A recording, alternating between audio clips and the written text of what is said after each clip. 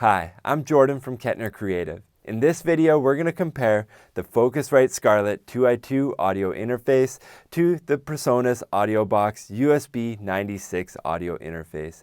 These are two of the most common audio interfaces that you'll find out in home studios and home recording environments. Oftentimes, if you're looking to upgrade from a USB mic and you're getting into an XLR mic or something like that, it usually comes down to these two audio interfaces. So we put this video together to help you decide which audio interface is right for you. If you're looking for pricing or specs for either of these devices, we do have some links in the description below where you can find current up-to-date pricing and where to buy either of these units. They are both very affordable. They're both at the bottom end of what is available in the market for audio interfaces. Before we walk through the physical features of either device, let's just quickly walk through the specs of both devices. So the Focusrite Scarlett has a USB-C port on the back of it. The PreSonus audio interface here has a USB-B port. The USB-C port is obviously where we're headed in the future, but the PreSonus just has the older USB-B port. I assume that'll get upgraded in future versions of the AudioBox in the future. In terms of USB input and output, they both have a bit depth of 24, and they both have sample rates starting at 44.1. The Focusrite Scarlett goes all the way up to 192 kilohertz, while the PreSonus AudioBox only goes up to 96 kilohertz. So it is a little bit less of a sample rate that's available with the PreSonus device there. It's not a huge deal. A lot of people don't quite record at 192 kilohertz, but it's just nice to know that the Focusrite Scarlett is future-proofed and that's available to you if you're interested in always recording at the max. In terms of inputs and outputs on both devices, you'll notice that they do both have two sets of combi jacks on either one that'll take XLR or 1/4 inch. They aren't the same though. On the Focusrite Scarlett, you can accept an XLR mic level input, a 1/4 inch line level input, or a 1/4 inch instrument level input. On the PreSonus AudioBox, you can only accept an XLR mic level input or a 1/4 inch instrument level input. You are not supposed to be plugging a line level input directly into the PreSonus AudioBox. When you look in the manual, it says that they recommend against it. In the forums and from PreSonus itself, they do say that it's not recommended. They do recommend using a DI box. If you're plugging something like a keyboard into your audio interface, you'd take 1/4 inch out of your keyboard, put it into a DI box, pull it out as a mic level XLR and put that into the audio interface. That's what it's set up for. So that does cut out a lot of things like keyboards, drum machines, plugging a laptop or something like that. If you have a line level input source, you cannot plug those things straight into the audio interface. You're not supposed to. So keep that in mind. That's a big hit on the AudioBox because for the price of a DI box, you might as well just get the Focusrite Scarlett. Right there is your cost savings. So keep that in mind as well. On the other side of the coin though, let's look at the back of both devices.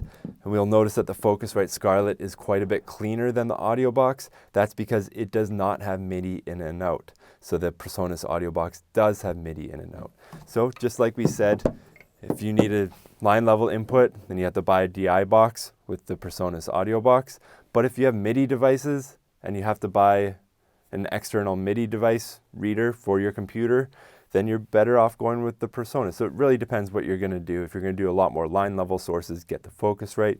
If MIDI is super important to you, then maybe the PreSonus would be a better fit. Now both devices do have 48 volts of phantom power, but again, they do come with different options. So on the Focusrite Scarlett, they have a 48 volt button here. If you press that on, it does apply to both jacks at the same time. But if you reboot the device, if you unplug it and plug it back in, that setting will get reset to being off always.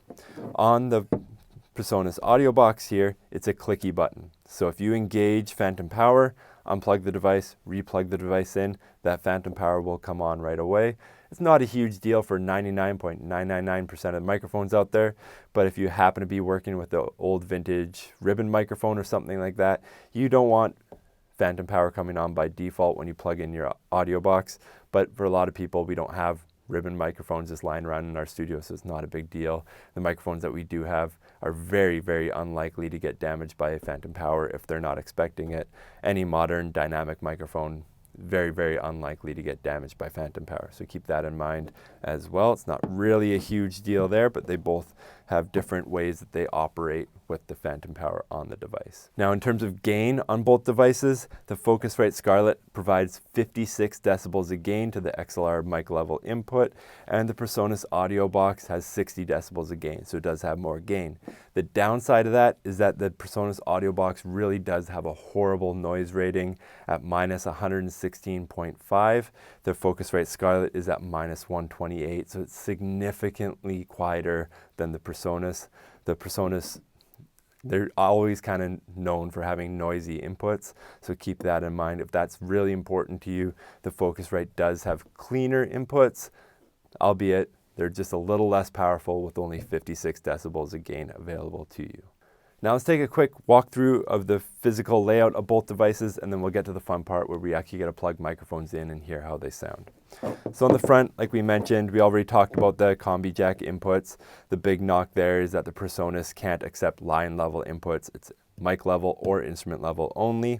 Other than that, let's talk about how the gain works. On the Focusrite Scarlett, you get this cool interface where when you turn up the gain, there's a colored ring around it, and at minus 24, that colored ring will start blinking, and it'll blink more the louder that your signal is. Once you hit minus 6 and you start getting close to peaking, that light will go yellow or amber, and then when you peak, when you hit 0, you'll get a red light. On the PreSonus Audio Box, you don't get any type of indication like that. You just get a red peak light that will light up if you're peaking. You don't get anything that really lets you know where you're at if you're in the middle. So you really do need a piece of software if you're trying to record between minus 18 and minus 12, for example. You really can't rely on the interface to give you that information. You need to look for that information elsewhere on your computer. Now on the Focusrite as well, we do have this air mode. What the air mode does is it does have an upper boost of some upper frequencies, and it adds a little bit of analog distortion to it as well. This isn't the best thing for every device or every microphone or every voice, but it is nice to have a tool like that in your toolbox with an audio interface that if you need something special and you just don't have any other ideas, it gives you something right away that you can try to help make your microphone or input source stand out a bit. The PreSonus has nothing like that built into it, so it's just something that the Scarlett has, which is pretty cool. Now in terms of monitoring options for both devices, the Focusrite Scarlett has this nice huge monitor volume knob. If you're anything like me, when you're recording or working in the studio, you're turning that knob all day, so it's nice to have a nice big monitor knob so you can turn it up if you're trying to listen to something very specific, and quickly turn it down if you're trying to take a more broad kind of listen to the whole mix. On the PreSonus Audio Box, that's a much smaller knob. A couple other little layout things that are kind of funny on the Audio Box is number 2 is first, number one is above number 2, but it's farther over, so it's farther from the input. It's just kind of a goofy layout there. So the smaller volume knob there. But in terms of a benefit for the PreSonus Audio Box, it does get a blend knob. So you can blend your monitoring between your zero latency inputs and what's coming from your computer. You don't get a blend knob on the Focusrite Scarlett, but you do get this direct monitoring thing where you can switch between listening to both inputs on both ears, or you can separate them so your input 1 comes in your left ear and input 2 comes in the right. So 2 different ways that they kind of think about monitoring there. Both devices do have a headphone volume knob, but the Focusrite Scarlett has the headphone jack on the front of the device, which I do prefer. Maybe you're unplugging it and plugging it into other devices in your studio all the time. It's nicer not to have to pull your device out and plug it in the back. But maybe you're in an installed environment and that's not a big deal because your headphones are always plugged in, they're wired into your desk, and something that's convenient for you, that's possible as well. And when we look at the back of both devices, we do notice again that they both have their USB inputs and outputs, just 2 different styles of ports. The Focusrite has USB-C, the PreSonus has USB-B. They both have 1/4 inch, balanced 1/4 inch outputs for your desk monitors. They both have a Kensington lock slot, and the headphone jack for the PreSonus is on the back like we already discussed. Okay, so now we're at the fun part of the video where we actually get to plug in microphones and hear how they sound.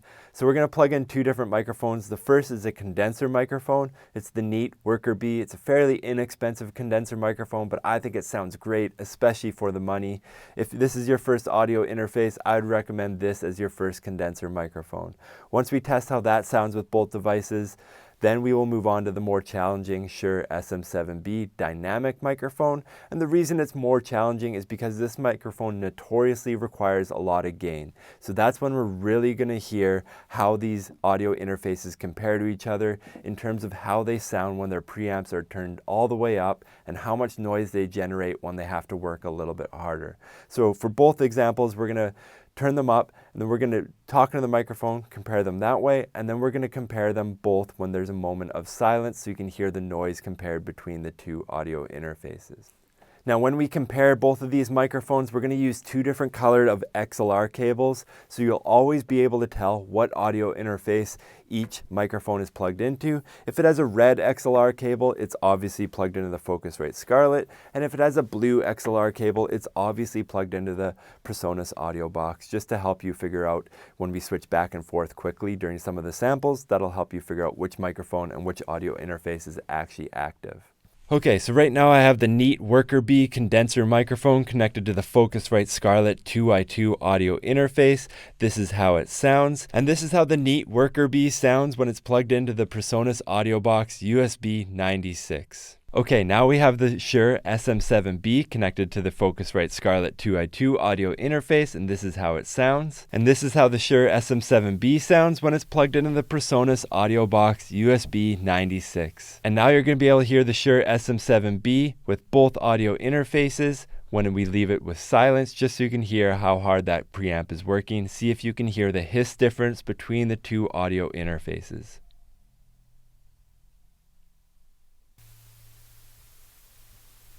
Now for me, when I heard both those microphones plugged into both audio interfaces, I did not notice a very big difference on the condenser microphone.